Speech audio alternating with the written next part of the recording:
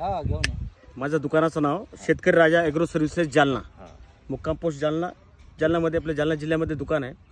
हे शेतकरीनी जे मी गाडे जळगाव आहे ना, गाडे जळगावमध्ये मी आता सध्याला आलेलो आहे. गाडे जळगावमध्ये मी एक विस्का ॲग्रो कंपनीची भेंडी दिली होती. शुभमचं मी एक घाबरता ते शेतकऱ्याला, कारण की ते कॉम्पिटिटरलाही मोठं होतं आणि त्याच्यासोबत कॉम्पिटिटर होतं राधिका सोबत मी दिलं. आणि शेतकरी मोठ्या प्रमाणामध्ये लावून राहिलं होतं. 3 एकर भेंडी होती त्याच्याकडे, 3 एकर राधिका होती. आणि 200 ग्रामचं मी त्यांना सॅम्पल दिलं. घाबरता मी म्हटलं बाबा एखादा कोपऱ्याला लावून टाक, चांगली आली तर पाहू, नाही चांगली आली तर मेहरबानी करून कंप्लेंट नाही करायची.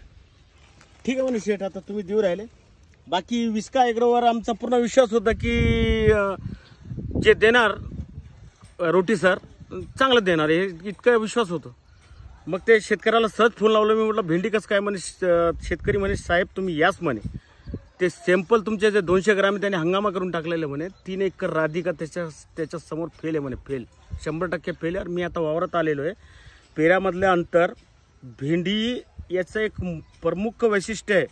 बाकीची भेंडी समजा तुमच्या तोडता तुमची जी भेंडी राहणार, समजा राहिली तुमची आता राहतेच समजा भेंडी, ती भेंडी जाडी न होता ते भेंडी लांबते म्हणजे तुम्हाला दाखवतो मी, अशी लांबती भेंडी ती. हे बिलकुल तुमच्या कॅरेटमध्ये बिलकुल ओळखता येत नाही, कोणालाही ओळखता येत नाही. जे चांगलं आहे समजा त्याला ओळखता येत नाही की हे भेंडी तुटून सुटलेली आहे. आणि बाकी भेंडी आपल्याला बिलकुल लगेच आपल्याला ओळखता येते की ती जाड झालेली आहे. आणि भेंडीमध्ये काट्याचं जे प्रमाण आहे बिलकुल नाहीसंच प्रमाण आहे.